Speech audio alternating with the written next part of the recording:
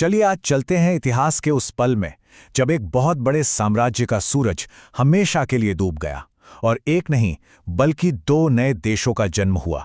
ये कहानी है 1947 की, एक ऐसी कहानी जिसमें एक ही रात में आज़ादी की बेइंतहा खुशी भी थी और बंटवारे का कभी न मिटने वाला दर्द भी। यही वो शब्द थे जिनके साथ भारत ने अपनी नियति से वो मुलाकात की थी। इन शब्दों में उम्मीद थी, एक रोशन भविष्य का वादा था।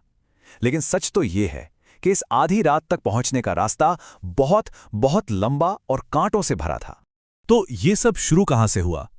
असल में इसकी शुरुआत उस घटना से हुई जिसने ब्रिटिश राज के ताबूत में कह सकते हैं आखिरी कील ठोक दी। और ये कोई राजनीतिक फैसला नहीं था, बल्कि समुद्र की लहरों पर उठी एक जबरदस्त बगावत थी। हुआ ये कि हर बड़ी कहानी की तरह इसकी शुरुआत भी एक छोटी सी चिंगारी से हुई। खराब खाना और गोरे काले के भेदभाव से तंग आकर HMIS तलवार नाम के जहाज पर एक नाविक थे BC दत्त। उन्होंने जहाज की दीवार पर लिख दिया, अंग्रेजों भारत छोड़ो। उस वक्त किसी को अंदाजा नहीं था कि ये एक अकेली आवाज जल्द ही एक तूफान बन जाएगी। जरा इस नंबर पे गौर कीजिए, 20,000।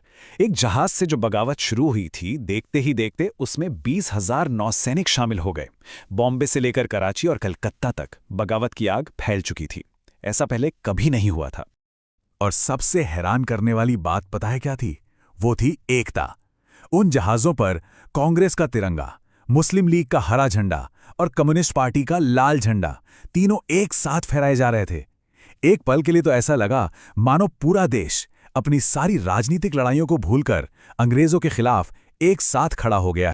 तो इसका सीधा साधा मतलब यह था कि अंग्रेजों को एक बात साफ समझ आ गई थी कि जिस भारतीय फौज के दम पर वो इतने सालों से हिंदुस्तान पर राज कर रहे थे, अब वो उनके खिलाफ हो चुकी थी। उन्हें ये एहसास हो गया कि अब यहां रुकने का मतलब है अपनी ही सेना के हाथों मारे जाना। लेकिन अफसोस, समंदर में जो एकता दिखी थी वो जमीन पर आते आते दम तोड़ रही थी। राजनीति अब देश को एक ऐसे अंधेरे मोड़ पर ले जा रही थी जहां से वापस आना नामुमकिन था। एकता का वो खूबसूरत सपना टूट रहा था और हिंसा की आवाजें तेज हो रही थीं। अंग्रेजों ने भारत को एक रखने की एक आखिरी कोशिश की, लेकिन वो भी बड़ी उलझी हुई थी। कैबिनेट मिशन ने कहा तो कि भारत एक रहेगा, लेकिन साथ ही राज्यों को धर्म के आधार पर 3 ग्रुप्स में बांटने की एक बहुत ही पेचीदा योजना भी रख दी। ये एक ऐसा समझौता था जो किसी को भी पूरी तरह से मंजूर नहीं था।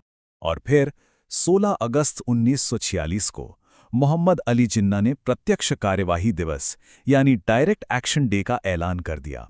ये नारा लड़कर लेंगे पाकिस्तान अब सिर्फ एक राजनीतिक मांग नहीं रह गया था, ये सड़कों पर उतरकर हिंसा करने का एक सीधा सीधा बुलावा था। और इसका नतीजा बहुत ही भयानक।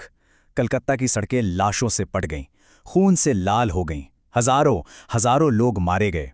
इतिहास आज भी इसे द ग्रेट कैलकाटा किलिंग्स के नाम से याद करता है। और कह सकते हैं कि एक साथ रहने का सपना उसी दिन कलकत्ता की सड़कों पर दम तोड़ गया।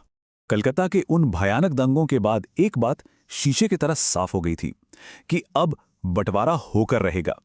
अब सवाल ये नहीं था कि बंटवारा होगा या नहीं, बल्कि सवाल ये था कि ये होगा कैसे और इसकी कीमत क्या होगी। आप देखिए कि हालात कितनी तेजी से बदले।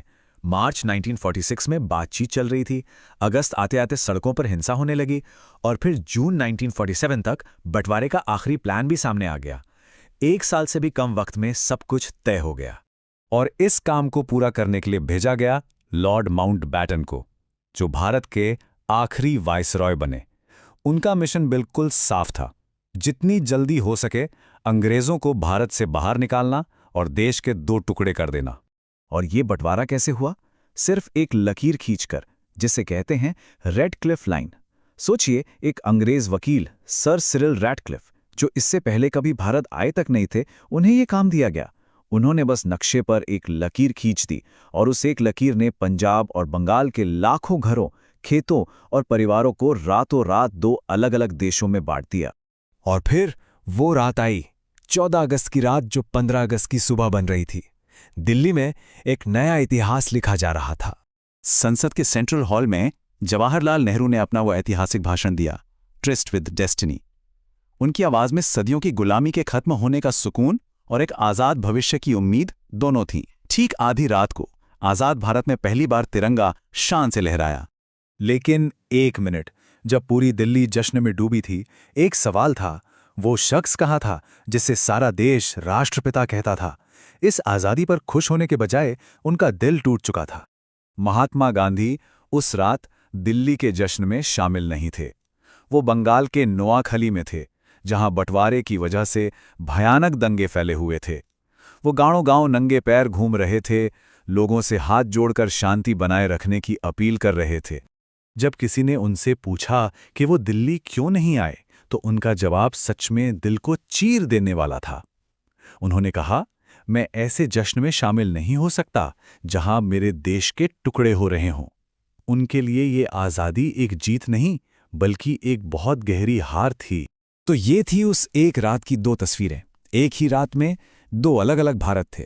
एक दिल्ली का भारत था, जहां नेहरू के भाषण और तिरंगे के जश्न के साथ एक नए देश का जन्म हो रहा था, और दूसरा नोआखली का भारत था, जहां गांधी के मौन और प्रार्थना के बीच दंगों का अंधेरा और लाखों लोगों के उजड़ने का दर्द था।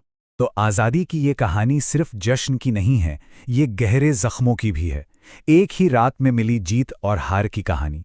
और ये सवाल आज भी उतना ही ज़रूरी है कि इस दोहरी विरासत का, इस खुशी और गम से मिले इतिहास का आज हमारे लिए क्या मतलब है। इस पर सोचिएगा ज़रूर।